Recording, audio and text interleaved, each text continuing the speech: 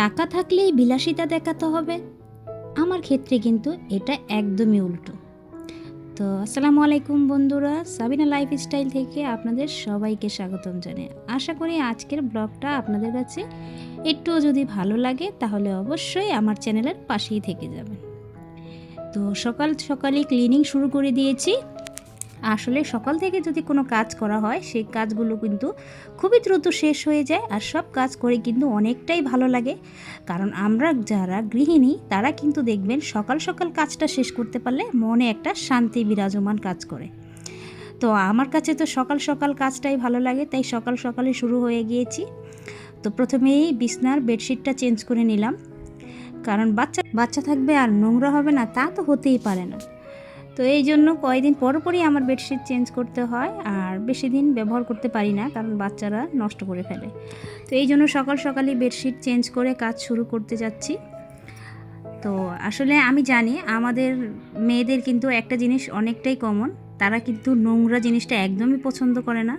সেটা যদি একটু সুন্দর একটু চকচকে না হয় তাহলে কিন্তু ভালো লাগে না, এবং চোখে যেটা না লাগে সেটা কিন্তু আমরা একদমই পছন্দ করি না, সেটা যেমনই হোক না কেন। তো আমার ক্ষেত্রে এরকম, জানি না কি কার ক্ষেত্রে কীরকম। সকাল সকালে সব কিছু গুছিয়ে তারপরে বন্ধুরা রান্নায় চলে যাব। তো সকালের কাজটা যদি সকালে শেষ করে ফেলতে পারি আমার কাছে খুবই ভালো লাগে কাজগুলো। তো এই চাদরটা আমি অনলাইন থেকে অর্ডার করেছিলাম। আসলে অনেকেই বলে অনলাইনের জিনিস ভালো না, কিন্তু মাঝের মধ্যে মনে হয় যেন অনলাইনের কিছু প্রোডাক্ট ভালো পড়ে যায়। তারপরে চাদরটা বিছিয়ে নিলাম, এবার বালিশগুলো ঠিক করে রেখে দিব। আর বাচ্চারা যদি স্কুলে থাকে তাহলে মনে হয় যেন আমার ঘরটা কতটা শান্ত, তখন একটা কাজ করেও একটু ভালো লাগে, কারণ নষ্ট করার মতো বাচ্চারা বাসায় থাকে না। ওরা বাসায় থাকলে দেখা যায় অনেক কিছুই কয়েকবার গোছাতে হয় আমার। আর সকাল সকালে ছাদে চলে এসেছি বন্ধুরা। তো আজকে যা রান্না করব সেটা ছাদ থেকেই নিব। তো আমি শাক নিব এখান থেকে, কারণ আমি অনেক দিন যাবৎ ছাদে আসি না। আর এসেই দেখি বন্ধুরা গাছের যে অবস্থা, আমার এতটা মায়া লাগতেছিল গাছগুলো দেখে। গাছে পানি না দেওয়াতে, আর বৃষ্টি তেমন হয়নি, দেখো ফলগুলো কেমন শুকিয়ে গিয়েছে। গাছের ফল যদি এরকম শুকনো হয় তাহলে কিন্তু অনেক কষ্ট লাগে। পানির অভাবে কিভাবে সবজিগুলো একদম দেখো কীরকম হয়ে গিয়েছে। তো তারপর আমি প্রথমে এগুলো দুন্দুলগুলো কেটে নিব, তারপরে গাছগুলোতে পানি দিয়ে দিব। আমার এতটা খারাপ লাগতেছিল যে আমি কেন ছাদে আসি নাই। আসলে ব্যস্ততার মাঝে অবশ্য একটু হলেও খেয়াল রাখা উচিত ছিল যে ছাদে গাছে পানি দিতে হবে। তো আমি আমার হাজব্যান্ডের আশায় থাকি, সেও আসে নাই আর আমারও আশা হয়নি। এই পর্যায়ে গাছগুলো একদম দেখো শুকিয়ে গিয়েছে পাতাটা। তো পানি দিলে অবশ্য এগুলো সুন্দর হয়ে যাবে। এই পর্যায়ে আমি এক এক করে সবগুলো গাছে পানি দেবো। এই যে আমার পুদিনা গাছগুলো, আসলে পানি যদি না পড়ে না তো গাছগুলো দেখা যায় সেভাবে গ্রোথ বাড়ে না, আর গাছগুলো দেখতে অনেকটাই শুকনো হয়ে যায় পাতাগুলো। আর অনেক মনটা খারাপ হয়ে গিয়েছিল গাছগুলো দেখে, এই জন্য এক এক করে সবগুলো দেখছিলাম, পানি দিচ্ছিলাম। তো পরে দেখলাম যে একটু একটু পানি দেওয়ার পরে একটু একটু পাতাগুলো ঠিক হয়ে আসতেছিল, তখনই আমার একটু মনে শান্তি পেলাম যে আসলে গাছগুলো যত্ন না করলে দেখা যায় সেই গাছগুলো অনেকটাই নষ্ট হয়ে যায় কিংবা মরে যাওয়ার সম্ভাবনাই থাকে। তারপরে চলে আসলাম রান্নায়। তো আজকে চিংড়ি ভর্তা করব, তো সেই জন্য চিংড়ি আর বরবটি নিয়ে নিয়েছি। কারণ শুধু চিংড়ি ভর্তাটা থেকে আমি মনে করি একটু সবজি দিয়ে ভর্তা করলে হয়তো সেটা ভালো লাগবে, অনেক দিন ভর্তা খাওয়া হয় না, তাই আজকে ভর্তা তৈরি করে নিব।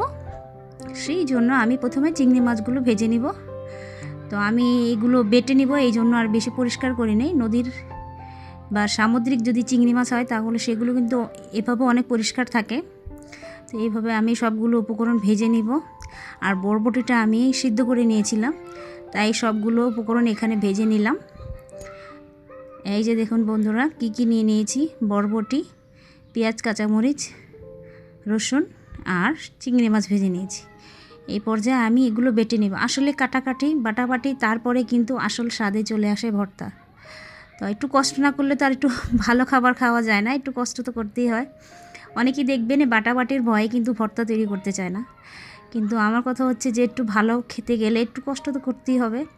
আর ভর্তাটা খেলে মনে হয় যেন অনেক তৃপ্তি লাগে, খাবারের কিন্তু স্বাদ বাড়িয়ে দেয় ভর্তায়। একটা ভর্তা যদি থাকে তাহলে মনে করি ভাতটা অনেকটাই তৃপ্তি সহকারে খাওয়া যায়। তো এগুলো বেটে এক এক করে সবগুলোই বেটে নিব। আর যারা ভর্তা লাভার তারা কিন্তু যে কোনো একটা ভর্তা হলেই অনেক খুশি হয়ে যায়। আর আমি একটা না একটা উপকরণ দিয়ে ঘরে সবসময় চেষ্টা করি সিম্পল কিছু ভর্তা তৈরি করতে, আর ভর্তাগুলো খেতেও খুবই ভালো লাগে যদি এভাবে করি।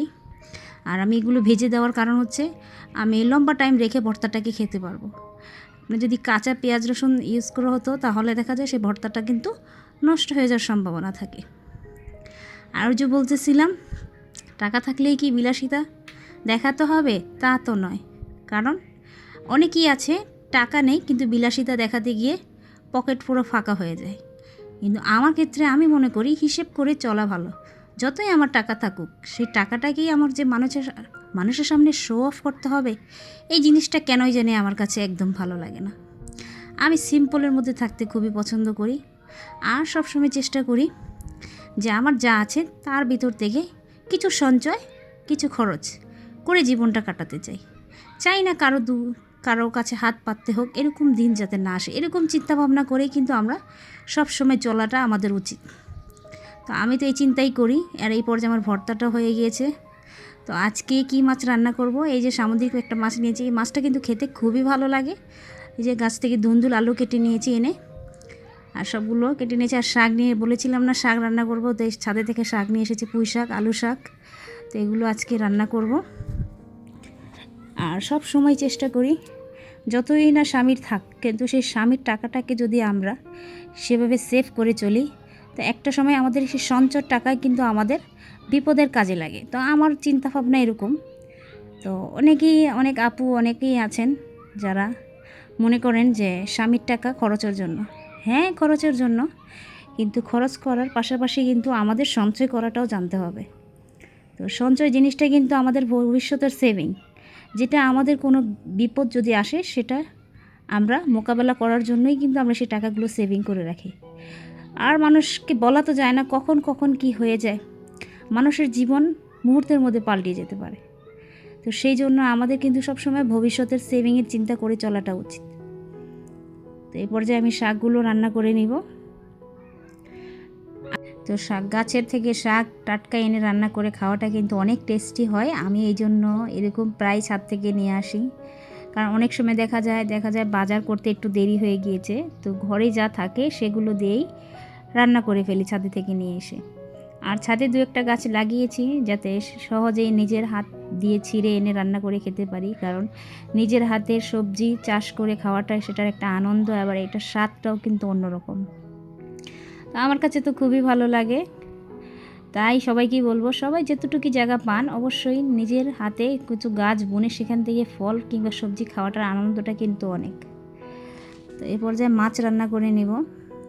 আর বন্ধুরা, দেখা যায় অনেকেই ধৈর্য ধারণ করে আমার ভিডিওটা দেখেন কিন্তু লাইক দিতে ভুলে যান। তো তাদের ক্ষেত্রে বলবো, আপু এবং আন্টি ভাইয়ারা যারাই আমার ভিডিওটা কন্টিনিউ করছেন এতক্ষণ, তারা একটা করে লাইক অবশ্যই দিয়ে যাবেন, আমাদের কাজের অনুপ্রেরণা বাড়িয়ে দিয়ে যাবেন। আর যারা নতুন আসছেন আমার চ্যানেলে ভিজিট করতে, অবশ্যই আমার চ্যানেলটা সাবস্ক্রাইব করে আমার ভিডিও যদি কোনো একটা মুহূর্ত আপনাদের যদি একটুও ভালো লেগে থাকে, আশা করি সাবস্ক্রাইব করে পাশেই থেকে যাবেন। আর সবসময় আমাদের কিন্তু একটাই চেষ্টা থাকে, সবাইকে নিয়ে একসাথে চলা। এই প্ল্যাটফর্মটা হচ্ছে আমরা একসাথে চলতে চাই। আর সবাইকে ভালোবাসলেই কিন্তু আমরা এই প্ল্যাটফর্মে এগিয়ে যেতে পারবো। আসলে অনেকেই অনেক রকমভাবে আশা কিন্তু ভেঙে দেয়, কিন্তু আমার ক্ষেত্রে একদম ব্যতিক্রম। আমি এই জিনিসটা একদম পছন্দ করি না। একটা মানুষ আমার পাশে আছে, আমি তার পাশে থাকবো না, তা তো হতেই পারে না। আমার চিন্তা ভাবনা হচ্ছে এরকম। তো বন্ধুরা, এই পর্যায়ে আমি তরকারিটাও রান্না করে নিচ্ছি। খুবই সহজভাবে চেষ্টা করি সবগুলো আয়োজন করতে। আর আমার ভিডিওটা শুরু থেকেই শেষ পর্যন্ত যারাই কন্টিনিউ করবেন তাদের মন থেকে অসংখ্য ধন্যবাদ। কারণ আমরা অনেক কষ্ট করে ভিডিও মেক করি, আর সেই ভিডিওটা যদি আপনারা একটু স্কিপ করে চলে যান তখন কিন্তু আমাদের অনেক কষ্ট হয়। কারণ আমরা কিন্তু এটা হোয়াইট স্টুডিওতে দেখলে আমরা বুঝতে পারি, যখন অনেকেই পুরো ভিডিওটা দেখে না তখন কিন্তু ডিউরেশনটা খুবই ডাউন থাকে। তখন এই জিনিসটা আমার অনেকটাই খারাপ লাগে যে অনেকেই স্কিপ করে চলে যায়। আসলে আমরা একটা ভিডিও মেক করি, সেটা যদি আপনারা না দেখেন তাহলে সেক্ষেত্রে আমাদের কাজ করার আগ্রহটা অনেক কমে যায়। তো এই জন্যই সবাইকেই বলবো যে অবশ্যই একটু ধৈর্য ধারণ করে আমার ভিডিওটা দেখবেন। কারণ আপনাদের এই ধৈর্য ধারণ করে ভিডিওটা দেখার সময়টা আমার জন্য কতটা প্রয়োজন সেটা আমি আপনাদেরকে বলে বোঝাতে পারবো না। তো এই পর্যায়ে মাছগুলো দিয়ে দিয়েছি। আর কিছুক্ষণ রান্না করলেই আমাদের মাছের রেসিপিটাও হয়ে যাবে।